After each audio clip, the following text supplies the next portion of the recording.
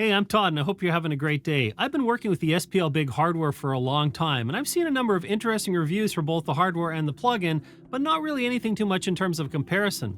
What I found out is that while sonically they offer some similar effect, there's some pretty big real-world differences between the two. So let's check it out. Now, this is not a full review of the hardware and the plugin. It's meant to be a comparison. There's plenty of individual reviews available online, but I'll quickly go through the controls. You get a bigness control, which is essentially how much effect is being applied. Then you get a range control, which is the frequency range that the effect is being applied to. So if I have it all the way turned to the right, that's going to be open, which means all frequencies are being affected. And if I turn it further and further to the left, it starts to operate on only high frequencies. I'm going to set it up here at around 10:30, 11. That's kind of where I normally like to use it. And then we also get a stage control, which the idea is to move the image forward and backwards. However, some people say they hear that, some people don't, but it definitely does affect the sound. Now you get exactly those same things here on the plugin. There's also a bass switch. The bass switch allows you to add the SPL iron circuit to give enhanced bass response. You also get a hardware bypass on both the hardware, and you get a bypass feature on the plugin. Now, the plugin also has an expert mode, and what that does is gives you a balance or a pan control for the stereo image, and then it also gives you a pan for mid and for side, so you can adjust, again, the mid-side image. Mono maker here is, again, if you want to check for mono compatibility.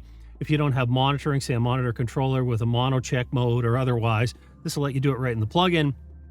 And we get an output trim as well as an auto mode for that, and some metering as well. I'm going to leave this here on the regular mode, so we're looking side by side at the same thing. Now, I've set up metering here for you to visually see what's going on as well as listen.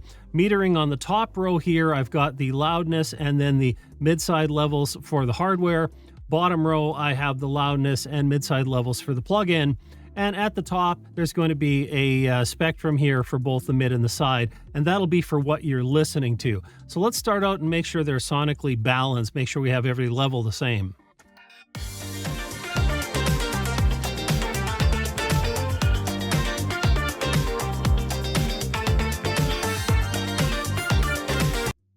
And as you can see, the perceived loudness here, minus 16.2 on both the plugin and the hardware. So I've tried to set these up so that they are as even as possible when no effect is being applied. I'm going to go ahead and start some playback, and I will I'll let you hear them both side by side.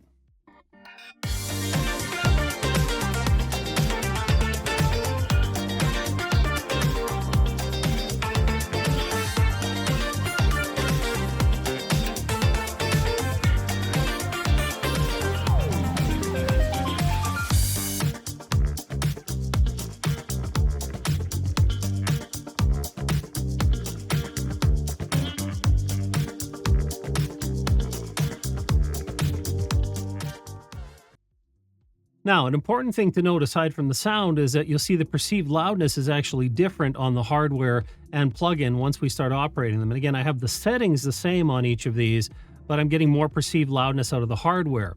Now, when is that going to matter? Well, in terms of finalizing a master, and we want to make it sound as loud as possible without clipping, the hardware appears that it's going to give us a little more of that. Now, I encourage you to keep an eye. You'll notice here that I actually achieved that peak in the plugin, whereas I did not in the hardware. Keep an eye on the levels here, the peak levels between the two as I play back, and you'll see what I mean here about the playback level versus the perceived loudness.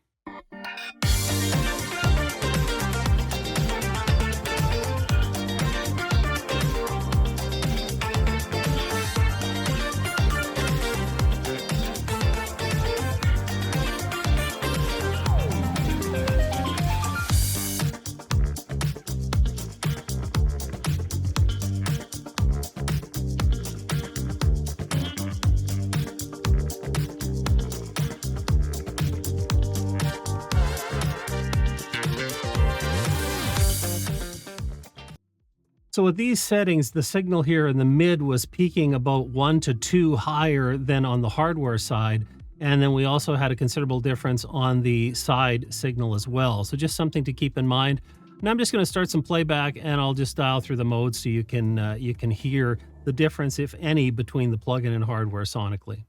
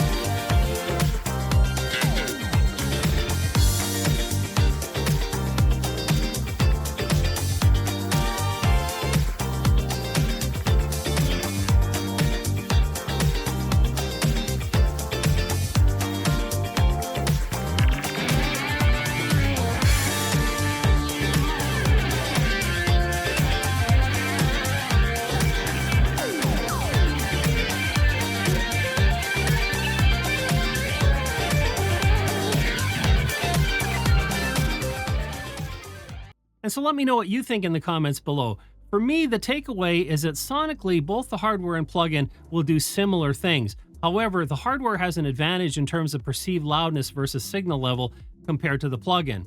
And that, of course, is going to matter when it comes time to finalize your mix and ultimately to master.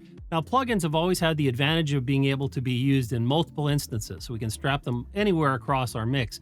However, for an effect like this, it's really meant to be used once at the end of our mix bus, and so I don't really see that as a big advantage. On the other hand, the plugin does have the expert mode where we get the pan controls for both stereo as well as the mid and side. So if you need to make some adjustments to correlation, maybe that'll help you out. Another thing is going to be the mono maker on there. Some of you will find that useful. For me, I can do those things elsewhere with other gear that I have, so it's not such a big deal. I'm going to stay with the hardware. I like the overall effect the hardware applies, and definitely seeing that advantage in loudness is something that I think matters in the real world. Now, I hope you enjoyed this comparison. As always, I enjoyed having you here today, and I will see you next time.